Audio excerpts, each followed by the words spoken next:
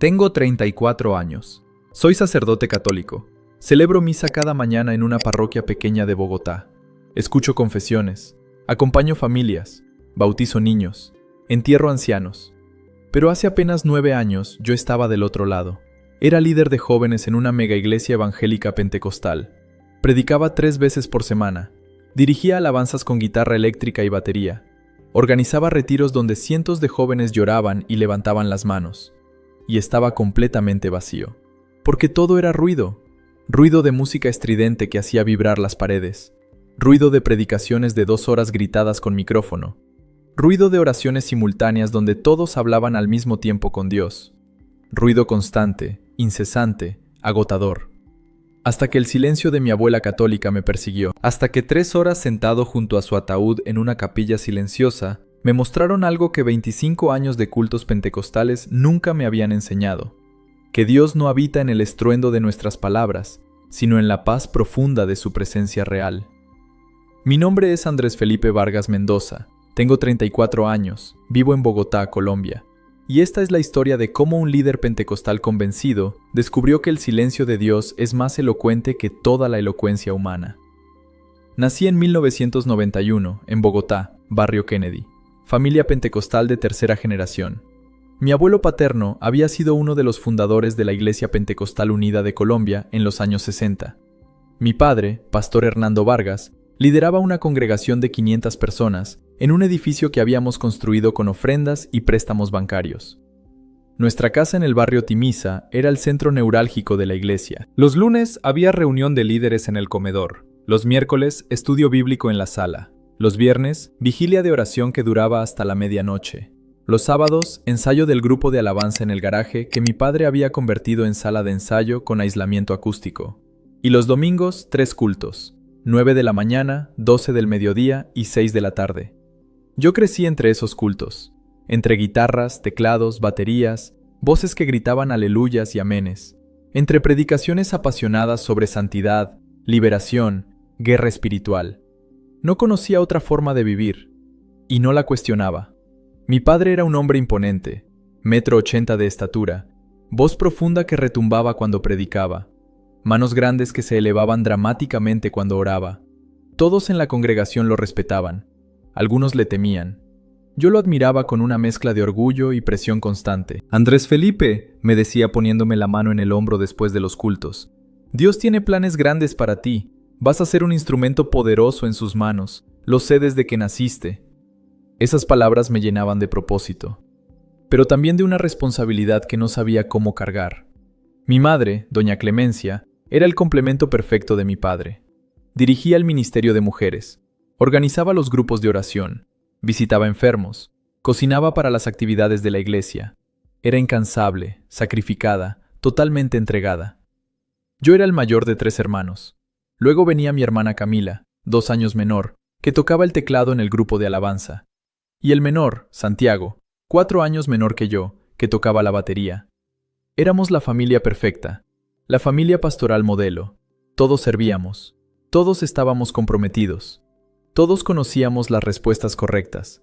Pero había una grieta en esa perfección, una fisura que nadie mencionaba abiertamente pero que todos sentíamos. Mi abuela materna, doña Rosa Elena, ella era católica. No de esas católicas nominales que van a misa solo en Navidad, era de las que rezaban el rosario todas las noches, de las que tenían un altar doméstico con imágenes de santos, de las que hablaban de la Virgen como si fuera una presencia real en sus vidas. Vivía sola en un apartamento pequeño en el barrio La Candelaria, el centro histórico de Bogotá. Un apartamento antiguo en un edificio de 3 pisos con escaleras de madera que crujían. Visitábamos a mi abuela cada 2 domingos después del culto de mediodía. Y cada visita era incómoda. No porque mi abuela fuera hostil, todo lo contrario.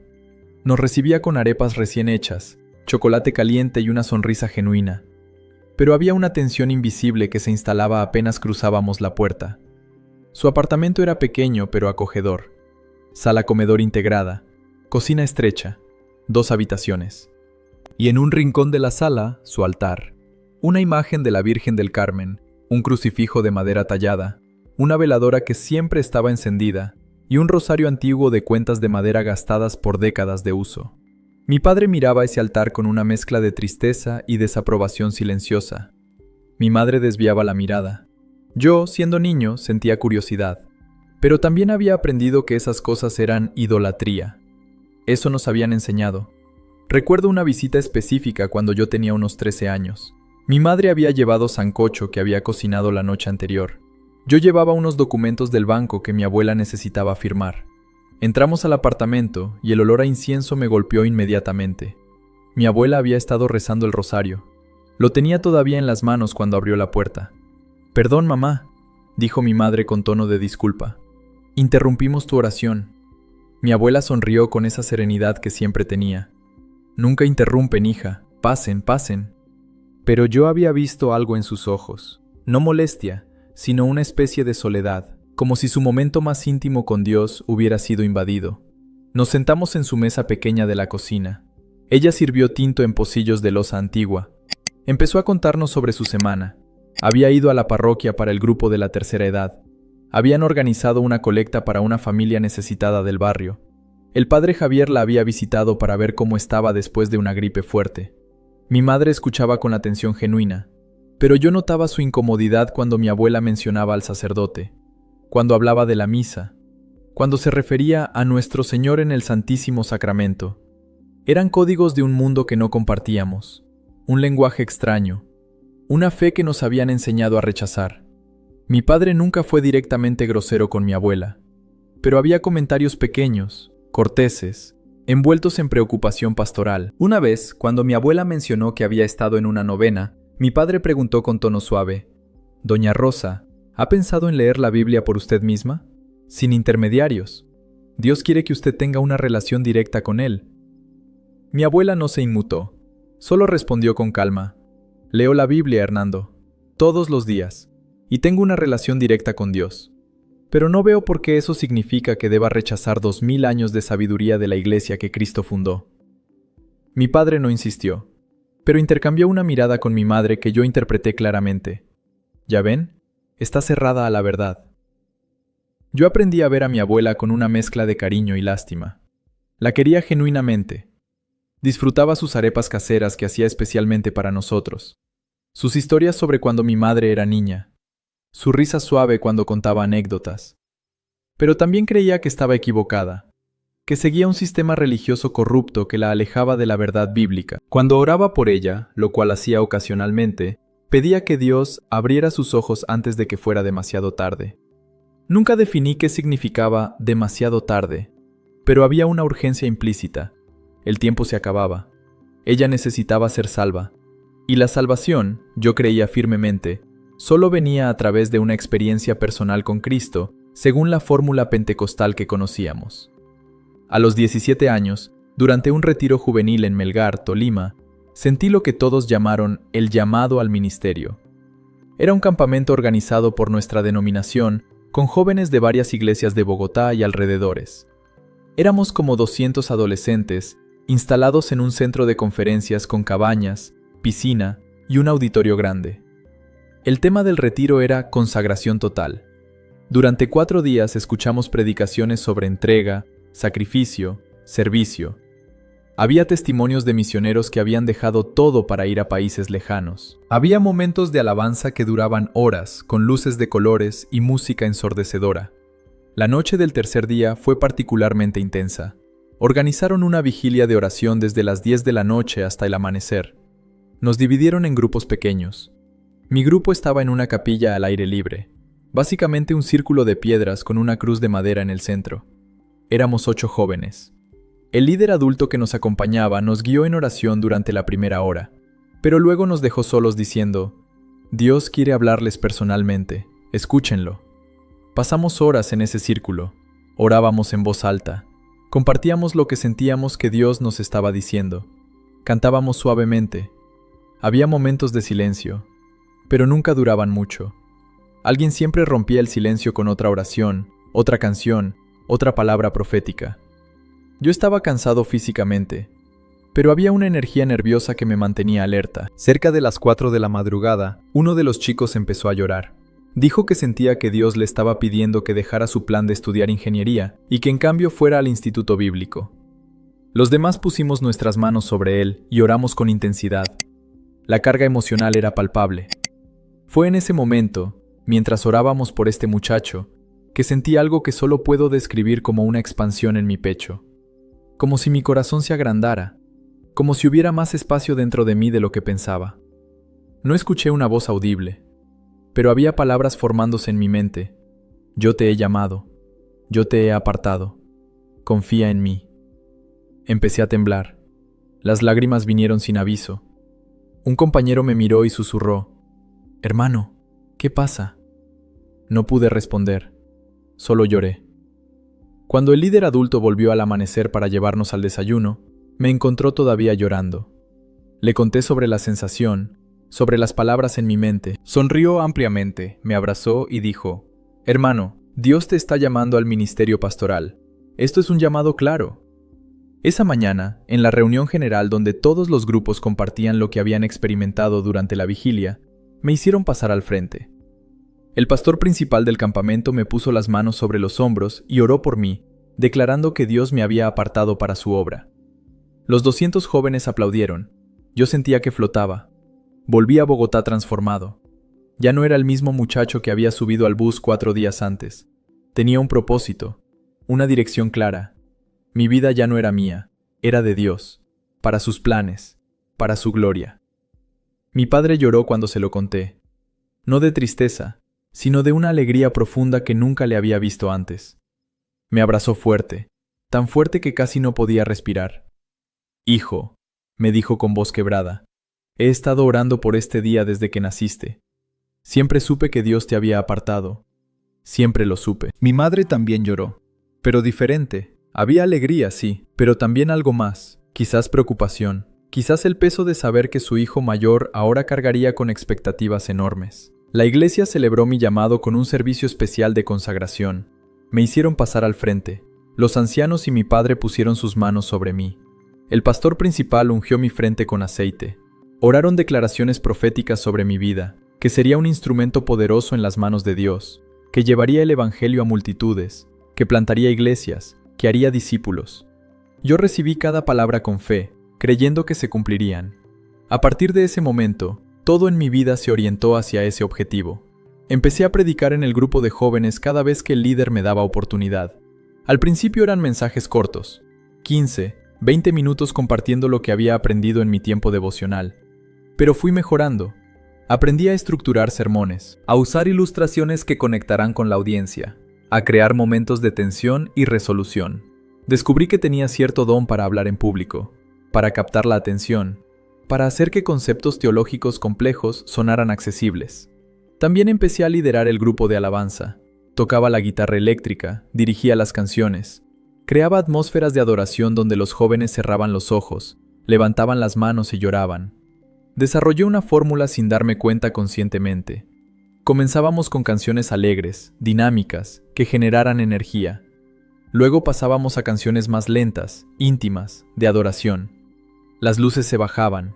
Los jóvenes cerraban los ojos. Yo insertaba frases entre las canciones. Dios está aquí. Él quiere hablarte. No te cierres a lo que Él tiene para ti.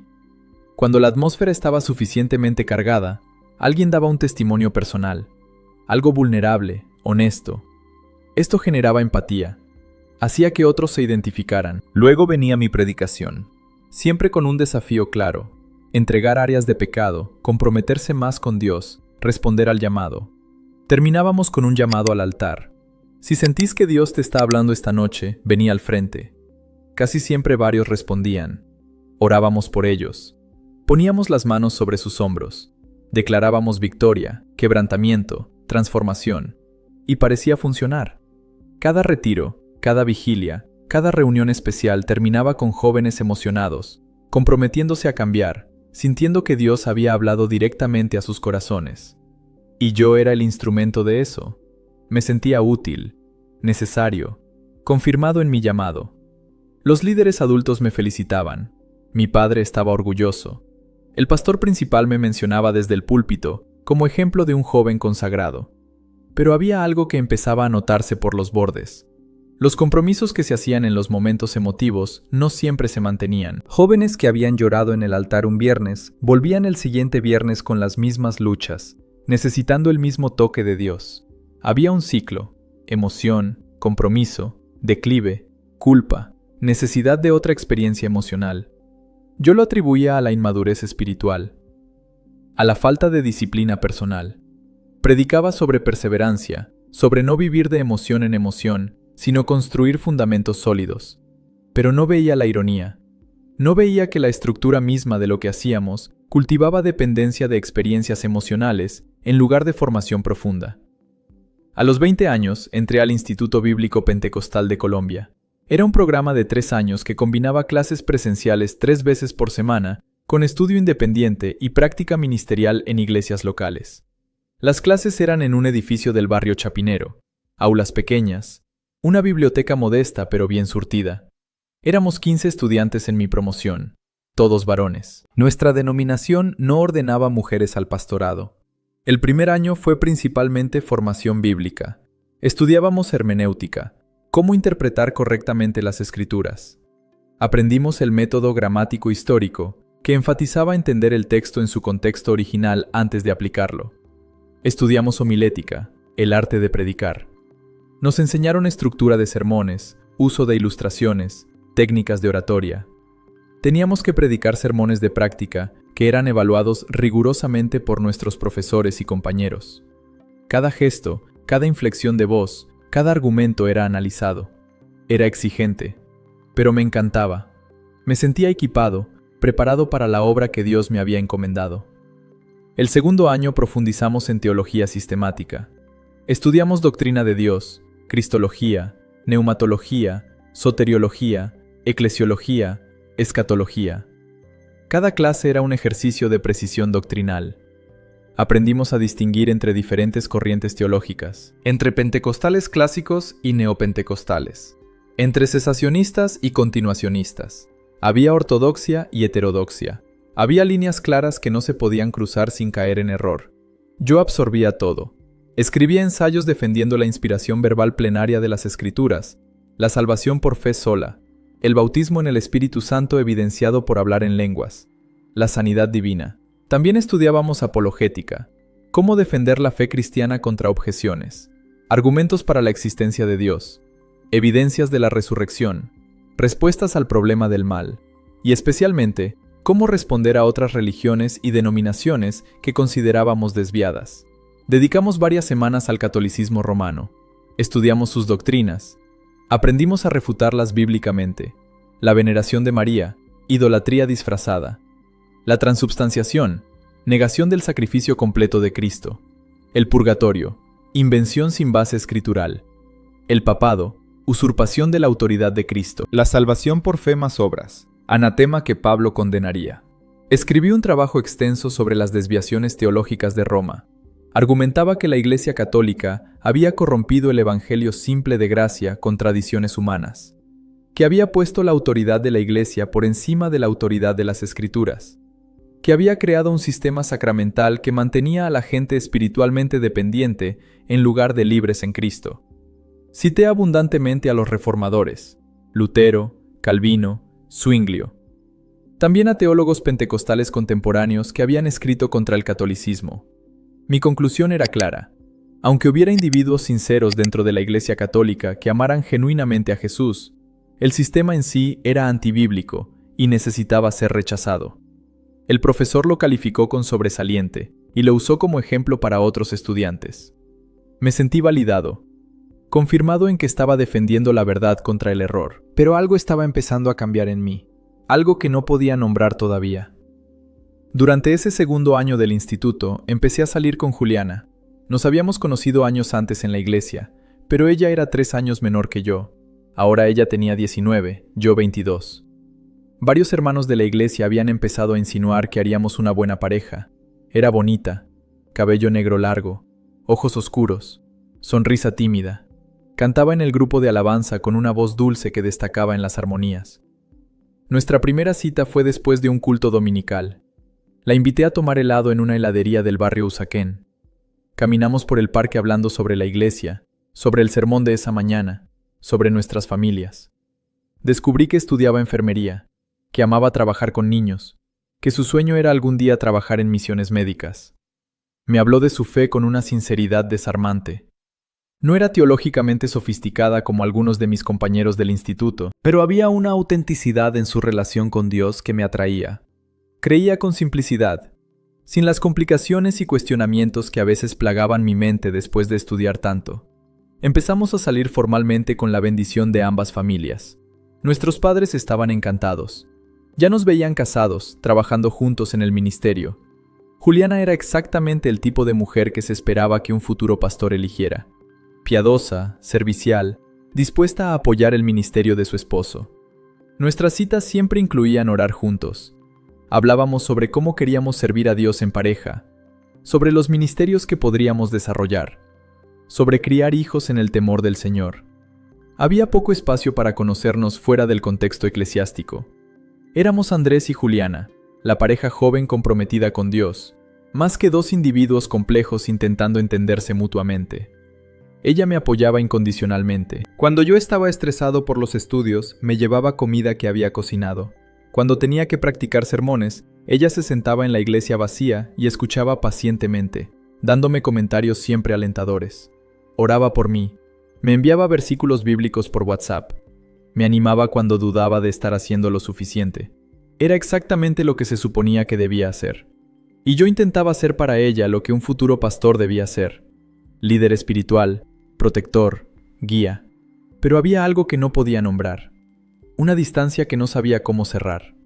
Cuando estábamos juntos, yo sentía que estaba cumpliendo un papel. El novio piadoso, el futuro esposo líder. Pero no estaba seguro de estar siendo yo mismo, porque no estaba seguro de quién era yo fuera de esos roles. Recuerdo una tarde específica. Habíamos ido a caminar por el Parque Simón Bolívar. Era sábado, hacía buen clima. Nos sentamos en una banca cerca del lago.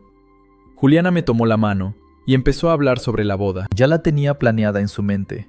Sería después de mi graduación del instituto, la ceremonia en nuestra iglesia, la recepción en el salón comunitario.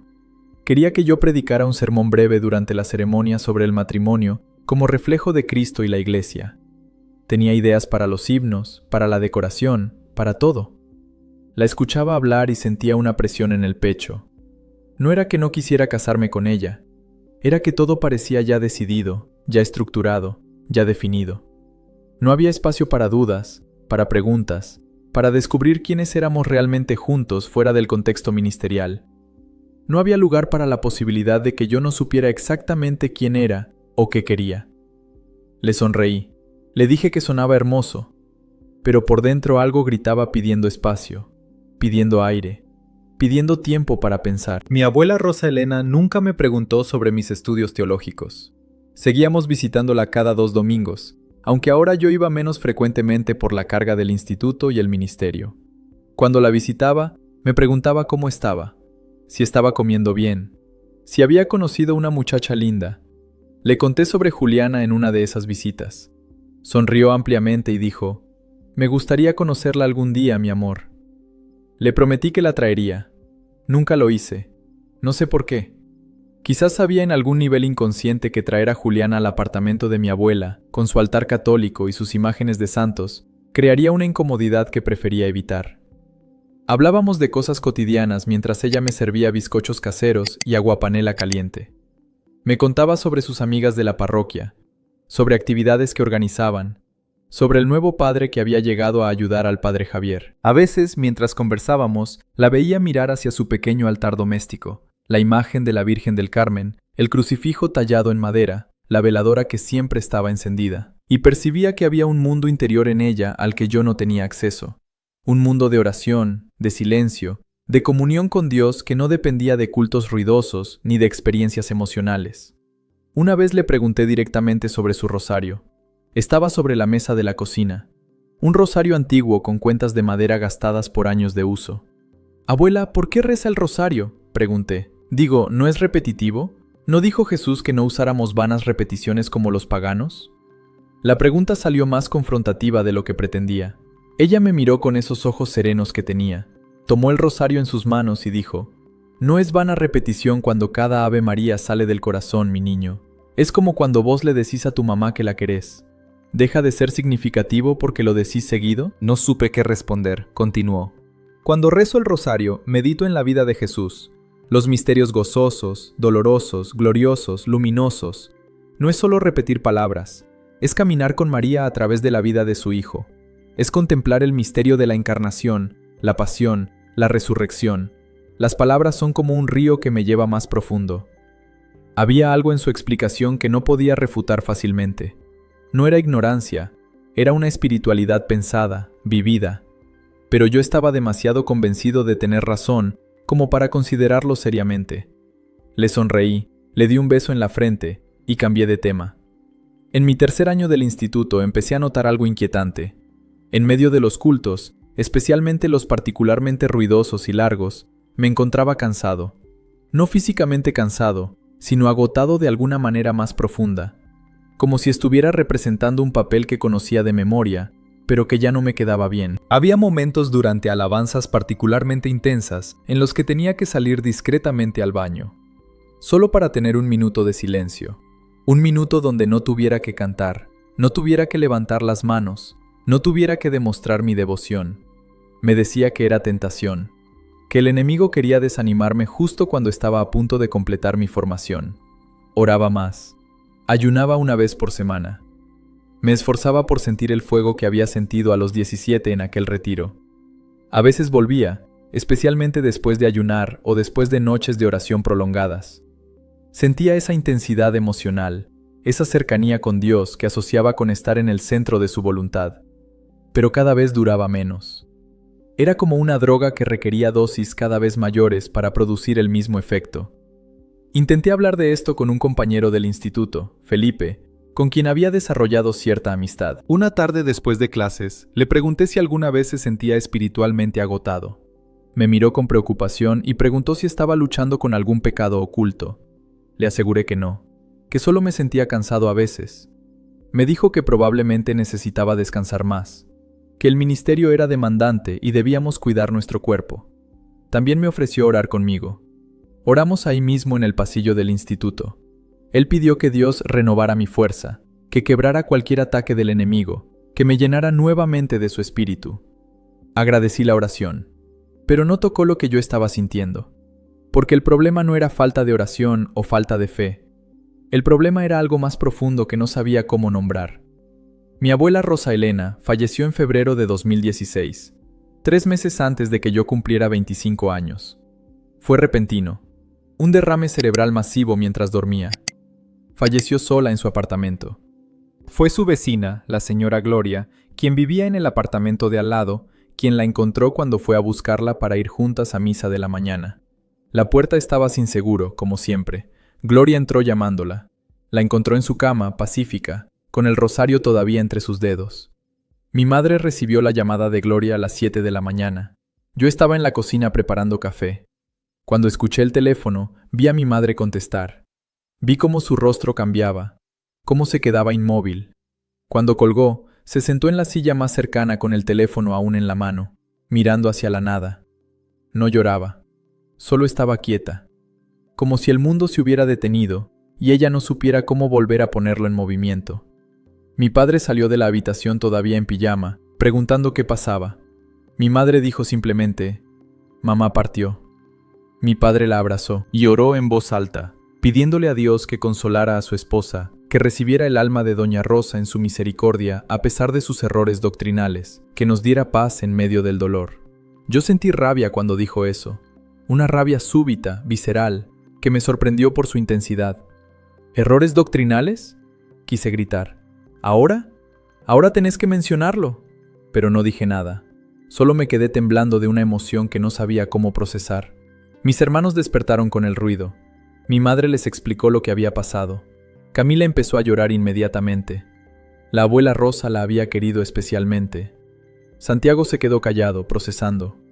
Yo los abracé a ambos intentando ser fuerte, intentando ser el hermano mayor que debía sostener a la familia. Pero por dentro estaba desarmándome.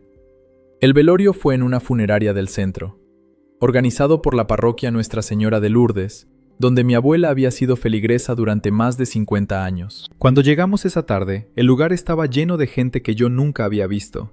Señoras mayores con rosarios en las manos murmurando oraciones. Hombres de traje que habían sido compañeros de ella en alguna cofradía. Un grupo de la parroquia cantaba suavemente himnos marianos. Había flores por todas partes. Más flores de las que había visto en cualquier funeral protestante. Y un crucifijo grande sobre el ataúd. Cristo clavado, sufriendo. El padre Javier, el párroco, se acercó a nuestra familia. Era un hombre de unos 60 años con cabello completamente blanco y una expresión que combinaba serenidad con genuina calidez. Le agradeció a mi madre por haber venido. Le tomó las manos entre las suyas. Le dijo que doña Rosa había sido una mujer de fe profunda, una luz en la comunidad, que la extrañarían inmensamente. Mi madre lloró por primera vez desde que había recibido la noticia. El padre Javier la abrazó sin incomodidad, dejándola llorar, sin intentar detener las lágrimas con palabras piadosas. Luego explicó que habría una vigilia durante la tarde, que quien quisiera podía quedarse, que no había presión, pero que la comunidad estaría presente para acompañar a doña Rosa en su última noche antes del funeral. También mencionó algo que capturó mi atención. Había una tradición en la parroquia de dejar una silla vacía junto al féretro para quien necesitara hacer silencio con el difunto. No todos procesan el duelo hablando o rezando en voz alta, dijo. Algunos necesitan simplemente estar presentes en silencio. La silla está ahí para eso. Mi padre frunció el ceño cuando escuchó eso, pero no dijo nada. Intercambió una mirada con algunos hermanos de nuestra iglesia que habían venido a acompañarnos. Yo sabía lo que estaban pensando. Otra tradición católica extraña, sin base bíblica. Pero había algo en la idea que me inquietaba. ¿Cuándo había tenido yo espacio para estar en silencio con Dios? ¿Con la vida? ¿Con la muerte? La mayoría de mi familia se fue después de un par de horas. Tenían que volver a sus responsabilidades, a sus rutinas, el trabajo, la escuela, los compromisos. Mi madre se quedó, pero estaba en otra sala hablando con familiares lejanos que venían a dar el pésame. Gente que yo no conocía, pero que aparentemente habían sido importantes en la vida de mi abuela. Mi padre tuvo que volver a casa para resolver algo del trabajo. Mis hermanos se fueron con él. Yo me quedé en la sala principal sin saber muy bien por qué. Miraba el ataúd, la foto de mi abuela sonriendo, tomada quizás 10 años atrás. Las coronas de flores con cintas que decían, de la parroquia Nuestra Señora de Lourdes, del grupo de la tercera edad, de la cofradía del Santísimo. Y miraba esa silla vacía junto al ataúd. No lo pensé mucho. Había algo magnético en esa silla, en la invitación implícita a hacer algo que nunca había hecho, estar en silencio. Me senté, y me quedé ahí. Al principio no sabía qué hacer con mis manos, las junté como en oración, pero me sentía falso. Las separé y las puse sobre mis rodillas, luego las crucé, luego las dejé colgando a los lados. Cada posición se sentía incorrecta, o más bien, cada posición me hacía consciente de mí mismo de una manera incómoda. Miré alrededor. Había 3 señoras ancianas en un rincón rezando el rosario en voz baja. Las cuentas se movían entre sus dedos con un ritmo hipnótico. Un hombre que parecía ser familiar lejano lloraba en silencio cerca de la entrada, las lágrimas cayendo sin que las limpiara. El padre Javier estaba en otra esquina sentado en una silla, leyendo un breviario. Nadie me prestaba atención, nadie esperaba que yo hiciera nada. Y por primera vez en mi vida sentí que no tenía que hacer nada. No tenía que cantar, no tenía que orar en voz alta, no tenía que animar a nadie ni crear un ambiente espiritual. No tenía que predicar, ni dar testimonio, ni ser ejemplo. No tenía que demostrar mi fe, ni cumplir un rol. Solo podía estar ahí, sentado junto a mi abuela, en silencio. Era liberador y aterrador al mismo tiempo. Al principio el silencio era profundamente incómodo. Estaba acostumbrado al ruido constante, las guitarras en los cultos, las voces en oración simultánea donde todos hablaban al mismo tiempo con Dios, los sermones amplificados que llenaban cada espacio de palabras, las conversaciones interminables sobre doctrina y ministerio. Incluso mi vida devocional personal estaba llena de palabras. Leía la Biblia y oraba en voz alta porque me habían enseñado que era mejor verbalizar las oraciones. Escuchaba predicaciones en audio mientras viajaba en bus. Cantaba himnos mientras me duchaba. Siempre había algo que decir, algo que proclamar, algo que declarar. Pero ahí, en esa silla, no había nada que decir. Intenté orar como siempre lo hacía. Cerré los ojos y empecé mentalmente. Padre, te agradezco por la vida de mi abuela. Pero las palabras se sentían vacías, mecánicas, como si estuviera cumpliendo una fórmula porque era lo que se suponía que debía hacer. Abrí los ojos. Dejé de intentar orar. Solo me quedé ahí. Empecé a notar cosas que normalmente no notaba. El olor a flores mezclado con el aroma tenue a velas. La luz que entraba por una ventana lateral, creando un patrón de luz y sombra sobre el piso de baldosas. El sonido del rosario. No las palabras, sino el sonido físico de las cuentas moviéndose entre los dedos de las ancianas. Un clic suave y rítmico. El sonido de la ciudad afuera, amortiguado pero presente. Un bus pasando. Alguien tocando pito a lo lejos. El ritmo de mi propia respiración que empezó a hacerse más lento sin que yo lo intentara conscientemente. Cerré los ojos otra vez. Pero esta vez no intenté llenar el espacio con oraciones formuladas. Solo respiré. Inhalé. Exhalé. Conté las respiraciones durante un rato solo para tener algo en que enfocarme. 1 al inhalar.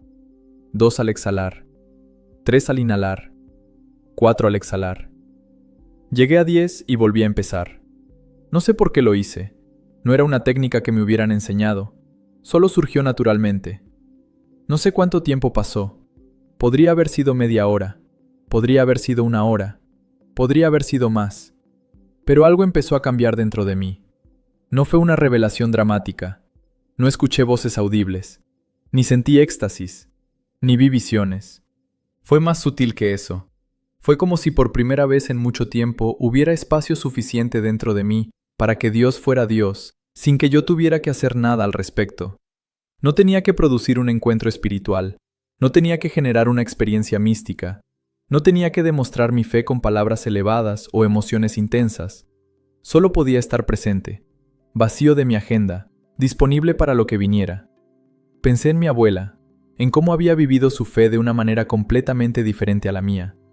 Ella nunca había intentado convertirme, nunca había discutido teología conmigo, nunca había defendido el catolicismo ni atacado el protestantismo. Solo había vivido su fe en silencio, con una constancia que yo había interpretado como obstinación o ignorancia. Pero sentado ahí, en ese silencio que ella había habitado durante décadas, empecé a preguntarme si su silencio era ignorancia o sabiduría, si su falta de argumentos era debilidad o fortaleza, si su manera de rezar el rosario, de ir a misa, de tener su altar en casa, era superstición o algo que yo no había entendido. Pensé en todas las veces que había orado por su conversión, en cómo había asumido que ella necesitaba ser salvada de su catolicismo, que estaba en error, que solo un cambio a nuestra forma de fe la pondría en la verdad. Y me pregunté por primera vez si no sería yo el que estaba perdiendo algo. Si en nuestra búsqueda de experiencias cada vez más intensas, de cultos cada vez más ruidosos, de doctrinas cada vez más definidas, no habíamos perdido precisamente esto, la capacidad de estar en silencio ante Dios, sin necesidad de controlarlo o producirlo. Abrí los ojos. Miré el crucifijo sobre el ataúd. No era como las cruces vacías de nuestras iglesias, esas cruces simples y desnudas que simbolizaban que Cristo ya no estaba allí, que había resucitado. Este tenía a Cristo clavado, sufriendo, con el costado traspasado, con la cabeza inclinada, con las gotas de sangre talladas minuciosamente en la madera. Siempre había pensado que era mórbido e innecesario, que enfocarse en el sufrimiento de Cristo era perderse la victoria de la resurrección. Cristo ya no está en la cruz, solíamos decir con cierto tono triunfante.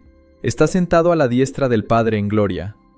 Era verdad, pero mirando ese Cristo crucificado en ese momento, entendí algo diferente. No era negar la resurrección, era no apresurarse a escapar del sufrimiento, era permitir que el dolor fuera real, que la muerte fuera real, que el silencio del sábado santo fuera real, antes de saltar inmediatamente a la victoria del domingo de resurrección. Era reconocer que el camino hacia la gloria pasa por la cruz, no alrededor de ella, y que a veces estar en el sufrimiento, en el silencio, en la aparente ausencia de Dios, es parte del camino.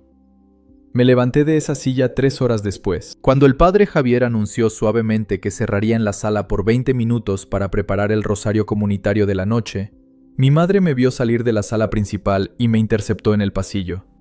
«Andrés, ¿estás bien?», me preguntó tocándome el brazo. Su rostro mostraba preocupación. Le dije que sí, que solo había estado ahí sentado, 3 horas, dijo ella. Estuviste ahí 3 horas. No me había dado cuenta de que había pasado tanto tiempo. Me encogí de hombros. Necesitaba estar con ella. Fue todo lo que pude decir. Mi madre asintió, aunque no creo que entendiera completamente. Esa noche en mi habitación intenté orar como siempre lo hacía. Abrí mi Biblia. Leí un salmo, el Salmo 23, apropiado para un día de duelo. Y empecé a hablar con Dios en voz alta. Padre, te agradezco por la vida de mi abuela. Te pido que... Pero las palabras sonaban huecas, mecánicas, como si estuviera siguiendo un guión que ya no tenía sentido para mí. Cada frase se sentía ensayada, artificial. Cerré la Biblia. Apagué la luz. Me quedé acostado en la oscuridad en silencio. Esperé sin saber qué. Siempre me habían enseñado que descuidar el tiempo devocional era abrir la puerta al enfriamiento espiritual. Pero no vino culpa. En lugar de culpa, sentí algo parecido a la paz. No era euforia, no era la emoción intensa de los retiros. Era algo más quieto, más profundo. Me quedé dormido en ese silencio. El funeral fue al día siguiente a las 10 de la mañana. Misa de cuerpo presente en la parroquia Nuestra Señora de Lourdes. Era la primera vez que yo entraba a esa iglesia. Era antigua, construida probablemente en los años 40. Techos altos con vigas de madera. Vitrales que contaban historias bíblicas. Estatuas de santos que yo no reconocía en hornacinas laterales. El olor a incienso era más fuerte que en la funeraria. El ataúd de mi abuela estaba al frente al altar, cubierto con un paño blanco. Mi familia estaba incómoda. No sabíamos cuándo pararnos, cuándo sentarnos, cuándo arrodillarnos. Las señoras ancianas que habían estado en el velorio nos miraban con compasión, no con juicio. Una de ellas, doña Beatriz, que se presentó como amiga cercana de mi abuela, se sentó cerca de nosotros y nos iba indicando discretamente qué hacer. Ahora nos paramos, susurraba. Ahora nos sentamos. Fue un gesto de bondad que aprecié. El padre Javier celebró la misa con una serenidad que me perturbó. No había dramatismo, no había intentos elaborados sobre cuán maravillosa había sido mi abuela. Solo las palabras antiguas de la liturgia, dichas con reverencia, pero sin afectación. En el nombre del Padre, del Hijo y del Espíritu Santo. La congregación respondía amén al unísono. Había una estructura, un orden, un ritmo que todos conocían y seguían.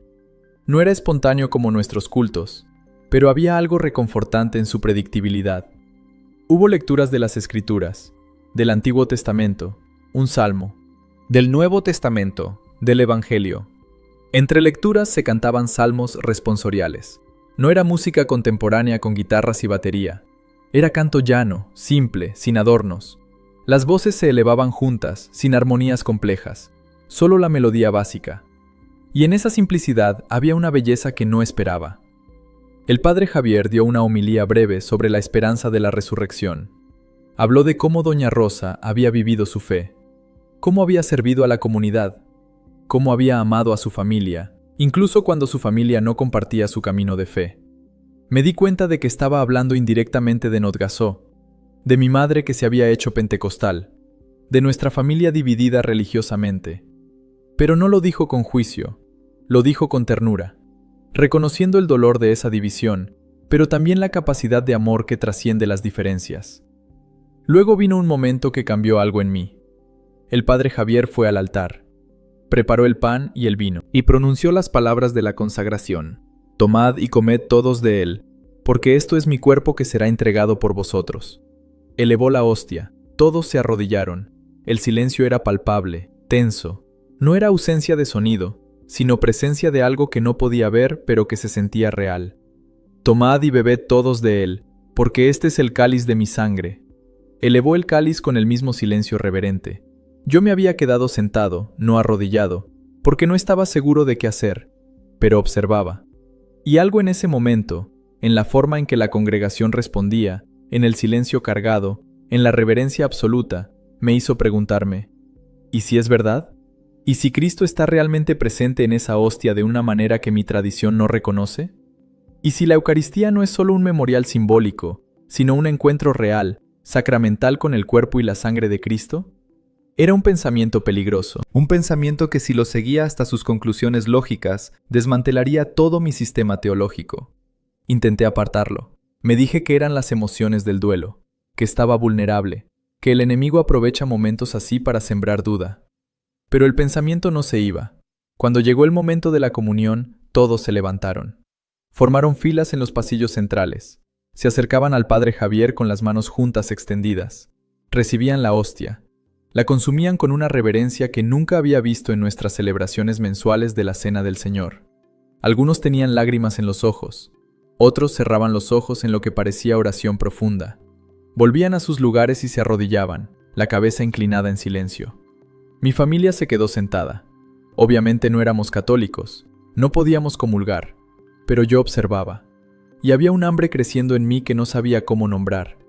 Quería saber qué se sentía recibir eso que ellos recibían con tanta reverencia. Quería saber si era solo tradición vacía o si había algo más. En las semanas siguientes no pude dejar de pensar en esas 3 horas en la silla vacía. Me había pasado años cultivando experiencias espirituales intensas, retiros donde lloraba, donde sentía que Dios me hablaba directamente, cultos donde la presencia de Dios era casi tangible, como electricidad en el aire, momentos de alabanza donde creía que tocaba el cielo, donde el mundo desaparecía y solo existía Dios y yo. Noches de oración donde sentía que podía mover montañas con mi fe. Pero todas esas experiencias tenían algo en común, requerían energía. Requerían que yo hiciera algo, sintiera algo, produjera algo. Tenía que cantar con pasión, tenía que orar con fervor, tenía que mantener mi mente enfocada, tenía que generar la emoción correcta. Y cuando terminaban, siempre había un descenso. Un regreso a la normalidad donde tenía que esforzarme por mantener vivo ese fuego, donde la vida cotidiana se sentía gris comparada con la intensidad del momento espiritual. Era como una montaña rusa emocional, subidas intensas seguidas de bajadas inevitables. Pero aquellas 3 horas de silencio habían sido diferentes. No había habido clímax emocional, no había habido descarga catártica, no había habido un momento donde sentí que Dios me tocó. Sin embargo, algo había sucedido, algo que no necesitaba mi esfuerzo. Algo que solo requería que yo dejara de hacer y empezara a estar. Y ese algo no se había ido cuando terminó. No hubo bajada. Solo una especie de apertura que permanecía. Una capacidad nueva de estar presente sin necesidad de llenar el espacio con palabras o emociones. Intenté encontrar ese silencio en mi iglesia. Empecé a llegar temprano a los cultos. Media hora antes de que comenzara la música, antes de que llegara el bullicio. Me sentaba en las bancas vacías del santuario. Cerraba los ojos e intentaba recrear aquella quietud, pero siempre llegaba alguien. El técnico de sonido probando micrófonos, los músicos ensayando, alguien limpiando. Y cuando llegaba gente, inevitablemente venían a saludarme, a preguntarme cómo estaba, a conversar. No había espacio para el silencio. Y cuando empezaba el culto, todo era ruido y movimiento constante. Un sábado de tarde, mientras caminaba sin rumbo por el centro de Bogotá, pasé frente a la parroquia de Lourdes. La puerta estaba abierta. Me detuve. Dudé. Miré alrededor para asegurarme de que nadie conocido me viera. Y entré. La iglesia estaba casi vacía. Había un hombre mayor sentado en una banca del frente, inmóvil. Una mujer de mediana edad arrodillada en un lateral, rezando en voz baja. Una lámpara roja ardía cerca del altar. Yo no lo sabía entonces, pero indicaba la presencia del Santísimo Sacramento en el sagrario. La luz que entraba por los vitrales creaba patrones de color sobre el piso de piedra. El silencio era denso, cargado de una presencia que no podía explicar. Me senté en la última fila, cerca de la puerta, listo para salir rápido si era necesario. Y solo estuve ahí. Nadie me pidió nada, nadie me saludó efusivamente, nadie esperaba que participara en nada. Podía solo estar, respirar. Existir en lo que fuera que ese espacio contenía. Me quedé 40 minutos. Cuando salí, sentí algo parecido a la paz que había sentido aquella noche después de las 3 horas junto al ataúd de mi abuela. No euforia, no emoción, solo paz. Empecé a volver. Los martes después de clases en el instituto. Los sábados en la tarde cuando supuestamente estaba estudiando en la biblioteca. Siempre me sentaba en el mismo lugar, en la última banca, cerca de la puerta, por si necesitaba salir rápido si alguien conocido me veía. No hacía nada espectacular. No rezaba el rosario, no encendía velas. Solo me sentaba en silencio, intentando recrear aquella apertura que había descubierto junto al ataúd de mi abuela. A veces había un sacerdote escuchando confesiones en un confesionario lateral. Veía personas entrar, estar ahí 15 o 20 minutos, salir con rostros que mostraban alivio, paz. Se arrodillaban en una banca, rezaban unos minutos y luego se iban. A veces había señoras rezando el rosario juntas en voz baja. A veces estaba completamente solo.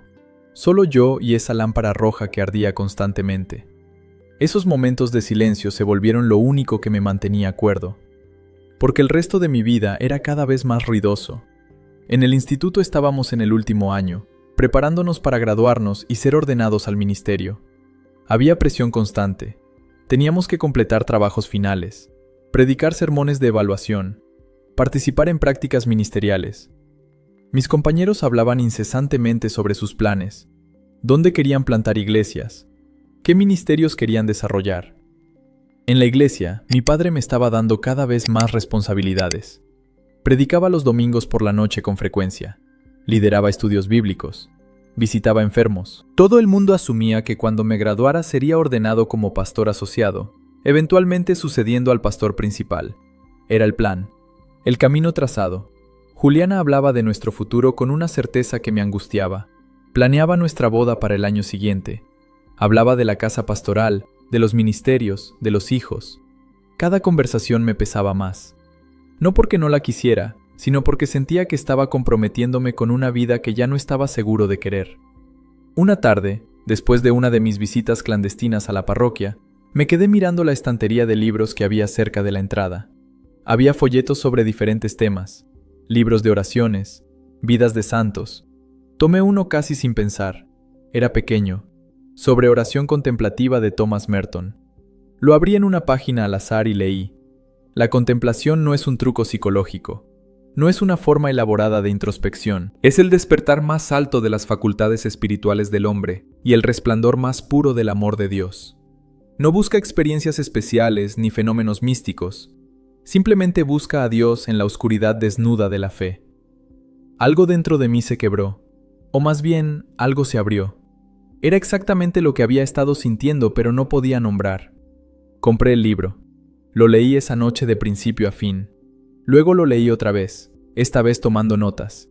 Merton hablaba sobre el silencio, no como ausencia, sino como plenitud.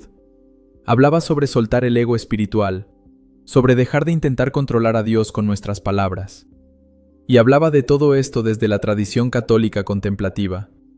Empecé a investigar más. Iba a librerías católicas durante la semana. Compraba libros sobre espiritualidad contemplativa, sobre liturgia. Los escondía en mi habitación. Los leía tarde en la noche.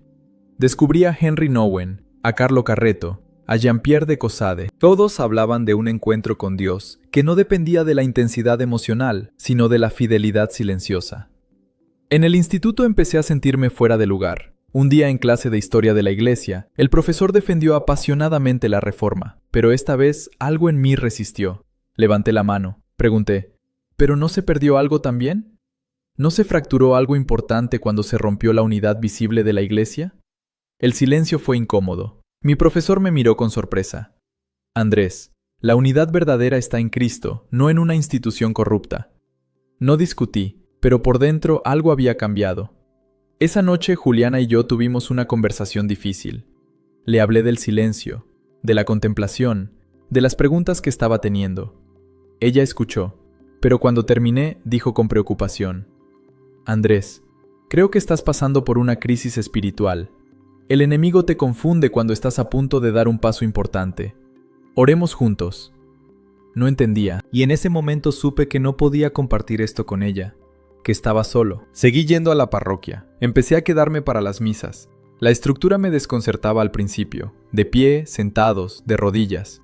Pero había algo ahí, algo más antiguo, más profundo, como si la liturgia no fuera algo que nosotros hacíamos para Dios, sino algo que Dios hacía en nosotros. Empecé a leer sobre la Eucaristía, sobre la presencia real. Leí a los padres de la Iglesia: Ignacio de Antioquía, año 107 después de Cristo; Justino Mártir, año 150; Ireneo de León; Cirilo de Jerusalén. Todos hablaban de la Eucaristía como el cuerpo y la sangre de Cristo, no como símbolo, sino como realidad. ¿Y si es verdad? Esta pregunta me atormentaba. ¿Y si Cristo está realmente presente? Porque si era verdad, entonces todo lo demás empezaba a desmoronarse. Pasaron meses. Seguía en el instituto, seguía predicando, seguía con Juliana. Pero era como vivir una doble vida. Mi padre empezó a notar algo. Un domingo me preguntó: «Hijo, ¿estás bien? Te veo diferente». Quise decirle, pero miré sus ojos llenos de esperanza. Pensé en lo que significaría y no pude. La ruptura con Juliana fue dolorosa. Una tarde le dije que necesitábamos terminar. Lloró. Me preguntó si había otra persona. Le dije que no, que era yo, que estaba cambiando y no sabía hacia dónde. Gritó. Me llamó cobarde. Tenía razón. Dejé el Instituto Bautista 3 meses antes de graduarme. El decano me ofreció una última oportunidad. Le dije que mi decisión estaba tomada. Mi padre no lo entendió. Todo este tiempo para nada. 3 años desperdiciados. Le dije que no eran desperdiciados, que estaba buscando la verdad. «La verdad está en la Biblia», gritó. «La verdad está en Cristo». «Lo sé, papá», le dije, «pero creo que Cristo es más grande de lo que pensábamos». No entendió. Comencé a hablar con el padre Javier después de misa. Conversaciones largas en la sacristía, sobre María, sobre el purgatorio, sobre cada objeción que tenía. Él no defendía el catolicismo atacando el protestantismo, solo compartía la riqueza de la tradición. Lentamente empecé a ver que tal vez la Iglesia Católica no era lo que me habían enseñado. El momento decisivo llegó un jueves. Vi a un hombre salir del confesionario con el rostro transfigurado. No de alegría eufórica, sino de paz profunda. Y pensé, ese hombre acaba de experimentar el perdón de Dios de una manera que yo nunca he experimentado. Esa noche tomé una decisión. Supe que necesitaba estar en plena comunión con la Iglesia Católica. No porque hubiera resuelto todas mis dudas, sino porque había algo en esta tradición que respondía a un hambre que no sabía que tenía. Empecé con mi madre. Lloró en silencio. Finalmente dijo: «Tu abuela habría estado feliz». Eso me quebró. Mi padre fue diferente. Su reacción fue de shock, luego de ira. ¿Católico? ¿Después de todo lo que te hemos enseñado? Intenté explicarle. No entendió. La iglesia organizó una reunión. Me dijeron que estaba cometiendo un error, que las puertas estarían abiertas si volvía, pero que no podía seguir en liderazgo. El padre Javier me puso en contacto con un programa de formación para adultos que querían entrar en plena comunión con la iglesia. Durante 6 meses estudié. Compartí con otros que también estaban en ese camino. Viví en un limbo social. Ya no pertenecía a mi iglesia, pero tampoco era católico todavía. Perdí amigos. Mi familia me trataba con dolor y distancia. La vigilia pascual fue mi entrada formal. 8 de abril de 2017. Mis padres no vinieron, pero mi madre me llamó esa tarde. Lloró. Me dijo que me amaba, que no entendía, pero que me amaba. Comulgar por primera vez fue diferente a cualquier cosa que había experimentado. Fue recibir a Cristo en mi cuerpo de una manera que hacía real la encarnación. Fue pertenecer. Pasé un año trabajando, discerniendo. El padre Javier me preguntó si había considerado el sacerdocio. La idea me aterraba, pero también me atraía. Mi madre me dijo: «Si es lo que Dios te pide, no te voy a detener». Entré al seminario diocesano cuando tenía 26 años. Era diferente al instituto pentecostal. Había espacio para el silencio, para hacer sin tener que hacer constantemente. Estudié, profundicé, aprendí a orar de verdad. Mi padre no vino a mi ordenación sacerdotal. 30 de marzo de 2024. Mi madre sí estaba, llorando mientras el obispo me imponía las manos. Han pasado 2 años. Soy párroco de una comunidad pequeña en el sur de Bogotá. Celebro misa cada mañana. Escucho confesiones, acompaño familias. Cada día tomo el pan y el vino, pronuncio las palabras de la consagración, y Cristo se hace presente. Pienso en mi abuela, en aquella silla vacía, en el silencio que me persiguió. Mi relación con mi familia sigue siendo complicada. Veo a mi madre regularmente. Viene a misa a veces, aunque no comulga. Mi padre y yo hablamos ocasionalmente. Él envejece. Oro por un día en que podamos abrazarnos sin la tristeza invisible. A veces me preguntan si me arrepiento. Les digo, no lo sé completamente, pero celebro la Eucaristía cada día y sé que estoy donde necesito estar. Mi abuela Rosa Elena falleció sin ver mi conversión, pero creo que su oración silenciosa plantó una semilla. No fue su argumento, fue su forma de estar con Dios. Hace unos meses mi padre me llamó, estaba enfermo, me pidió que fuera a visitarlo. Nos sentamos en silencio por un rato, luego habló. Me dijo que no entendía, pero que quería entender, que extrañaba a su hijo. No solucionamos todo, pero hubo presencia. Cuando me fui, me abrazó más tiempo de lo usual. Cuando celebro misa veo personas que han caminado caminos complicados. Pienso en cómo el silencio de Dios es a veces más elocuente que todas nuestras palabras. Cómo el misterio es más profundo que la certeza. La vida sacerdotal no es lo que imaginaba. Es más difícil, más solitaria. Es fidelidad en lo pequeño. Pero hay momentos de gracia, como cuando un hombre viene a confesión después de 30 años y llora al escuchar la absolución. A veces me pregunto qué habría pasado si mi abuela no hubiera fallecido en ese momento. Probablemente estaría en alguna iglesia pentecostal, casado con Juliana, con hijos. No sería infeliz, pero no habría conocido este silencio. Es un misterio. La conversión es diaria. Es cada mañana cuando elijo creer, cuando rezo aunque me sienta vacío, cuando celebro misa aunque dude, y el silencio sigue siendo mi hogar. Todavía voy a la capilla temprano, antes del amanecer, sin palabras, sin pedidos, solo estando presente. Mi historia no tiene un final feliz convencional. Mi familia no se convirtió. Mi padre no tuvo una revelación. Todavía duele. Pero hay amor, hay presencia.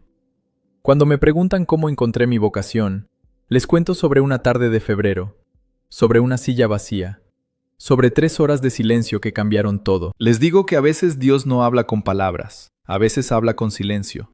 Y si tenemos el valor de sentarnos en ese silencio, podemos escuchar algo más verdadero que todo lo que creíamos saber. Mi nombre es Andrés Felipe Vargas Mendoza, tengo 34 años, y soy sacerdote católico porque el silencio de mi abuela católica me enseñó que Dios no habita en el estruendo de nuestras palabras, sino en la paz profunda de su presencia real en el sagrario.